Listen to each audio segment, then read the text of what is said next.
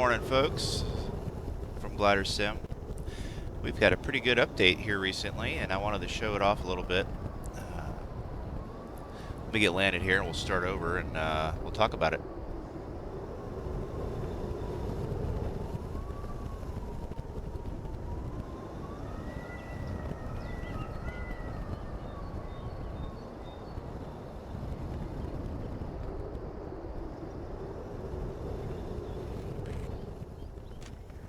Not my best landing, but, probably walk away from that one. All right, so as you guys can see, the time of day has changed, and we are doing some pretty cool stuff with that. Get restarted here. Let's go and jump in the paraglider. That way I can change things on the fly a little bit better for you. Talk a little bit more about what's going on here.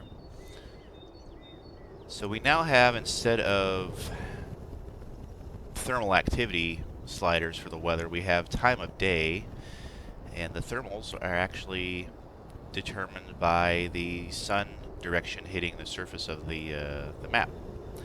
So let me turn on the, oops, back. There. Let's turn all these on, and let's just take a look at it here at 6 a.m. So now we see all the normal indicators that I normally don't fly with. I try to keep it as realistic as possible and actually read the terrain and do that. But for these, anytime there's an update on the thermal mechanics, I do recommend turning things on so you can see what's changed and how it's acting.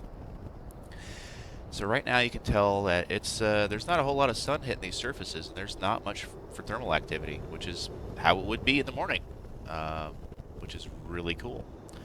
So let's shift this up a few. Let's go to 9 a.m. here. Now keep in mind this is not dynamic. It doesn't change as you play. Unfortunately, that's something that we might be able to see in the future, hopefully. But right now it is at least settable by the multiplayer host. Let's see what surfaces we have here.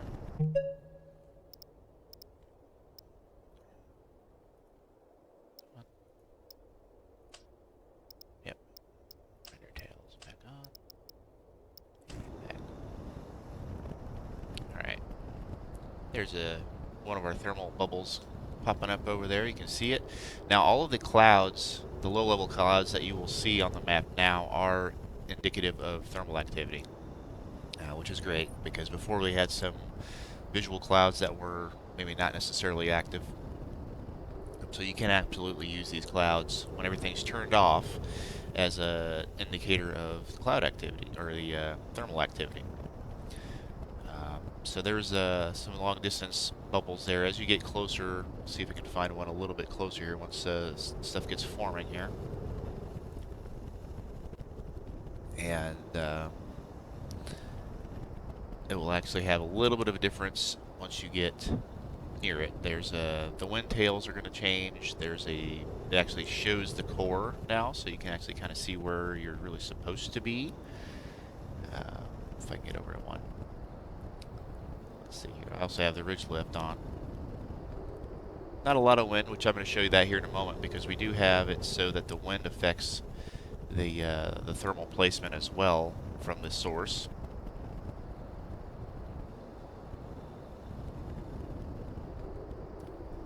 Let's just go ahead and do this, and let's go put it at maximum.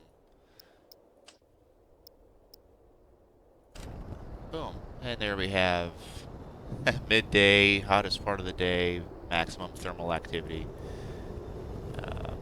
There's one behind us here.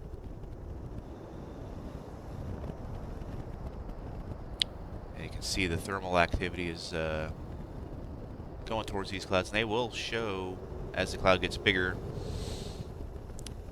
And recent update overnight for a little hot fix was getting rid of the big yellow blobs as you get closer, because I flew through one yesterday and my whole screen went yellow. It looked like a giant rubber ducky going through my screen. It was kind of funny.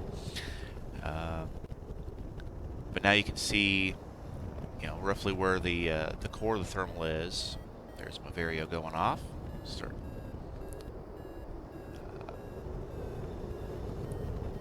Get a little climbing in here. Again, I really prefer not flying with all these visuals on because it just gets really cluttered and it doesn't look very realistic. But for showing off the new features, it's a good one to have. So now you can see how the thermals are generally going straight up, which is, yeah, there's not a lot of wind currently. So let's change that. Let's crank the wind up to maximum, just for fun. And we'll see what the, let's let those recycle a little bit and we'll get the thermals moving.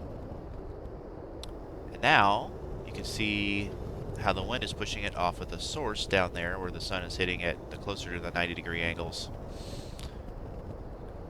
And you can see how the thermals are leaned well over to accommodate for the wind.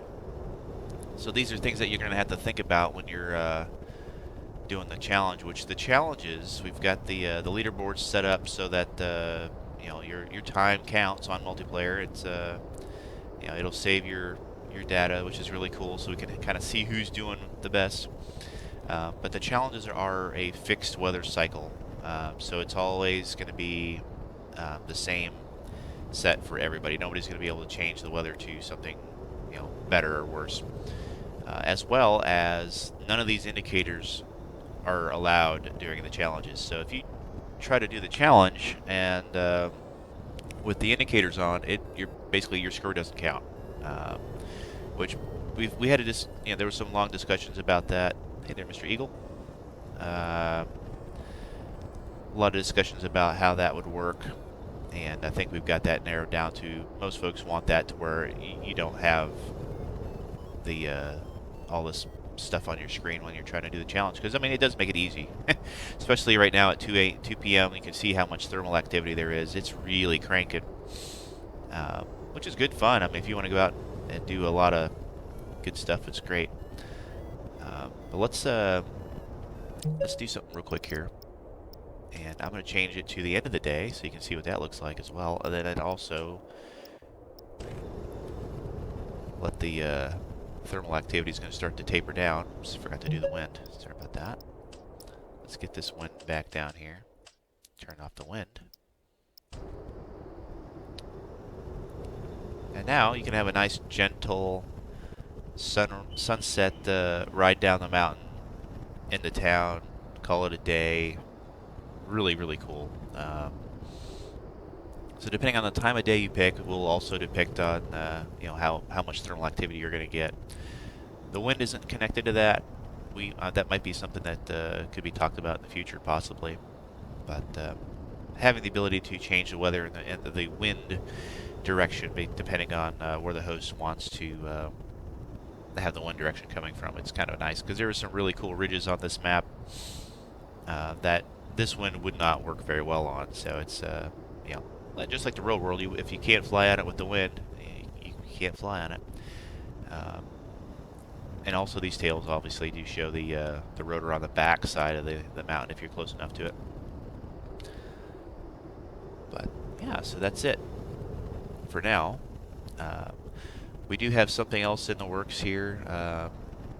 I've been helping out with some of the map terrain stuff and the 3D modeling of some new buildings that we're putting in, as well as this little teaser here. So it's coming, guys. We're gonna get our hang glider soon. So it's kind of next up on the list here. Once we get the thermals dialed in, Joey's doing an awesome job. Getting all this stuff coded. He's the mastermind behind all this. Some of us are just trying to help out, make it the best little glider sim that we can make it. It's in a phenomenal shape right now. So I hope everybody enjoys it and get out there and start setting some course records and having a lot of fun. And really enjoy it, guys. Have a great one. Thanks for watching.